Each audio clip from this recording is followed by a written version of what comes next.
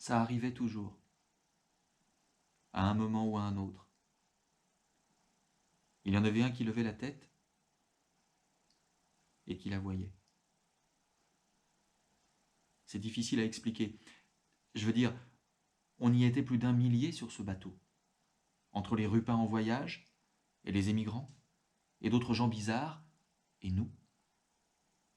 Et pourtant, il y en avait toujours un seul sur tout cela, un seul qui, le premier, la voyait. Un qui était peut-être là en train de manger, ou de se promener simplement sur le pont, ou de remonter son pantalon. Il levait la tête un instant, il jetait un coup d'œil sur l'océan, et il la voyait. Alors il s'immobilisait, là, sur place.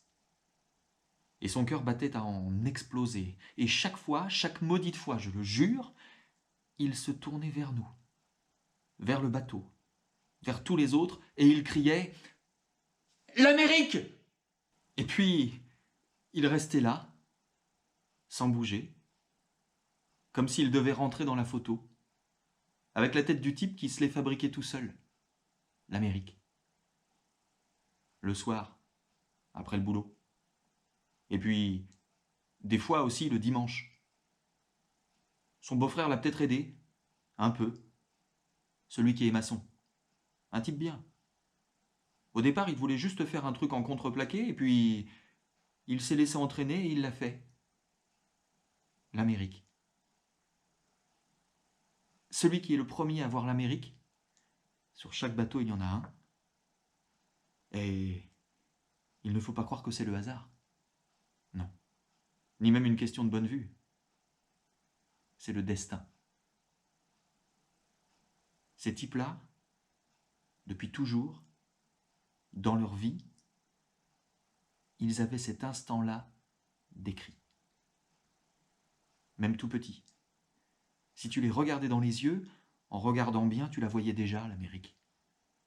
Elle était là, prête à bondir, à remonter le long des nerfs ou du sang, ou je ne sais quoi, et puis de là au cerveau, puis sur la langue, et puis dans ce cri.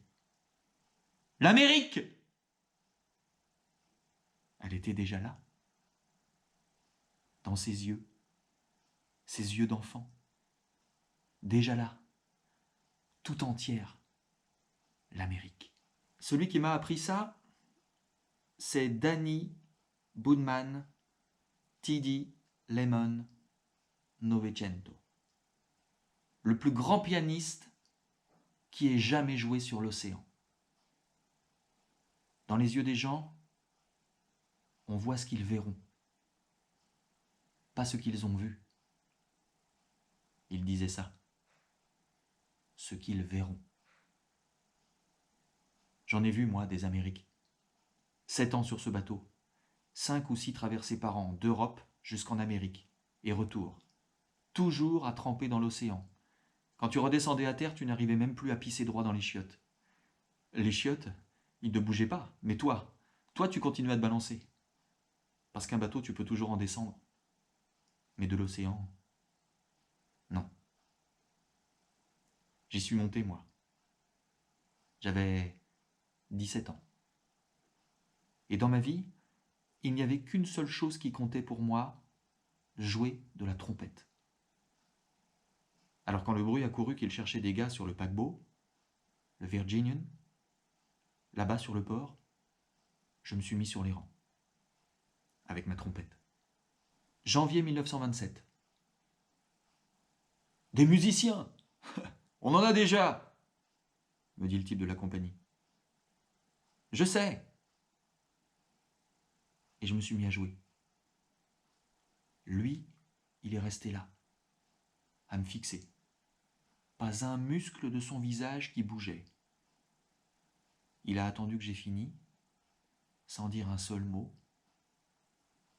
Et puis il m'a demandé « C'était quoi ?» Je sais pas. Quand tu ne sais pas ce que c'est, tu dis que c'est du jazz. Puis, il a fait un truc bizarre avec la bouche. Peut-être un sourire. Il avait une dent en or juste là, tellement au milieu qu'on aurait dit qu'il l'avait mise en vitrine pour la vendre. Ils en raffolent là-haut de cette musique-là. Là-haut, ça voulait dire sur le bateau.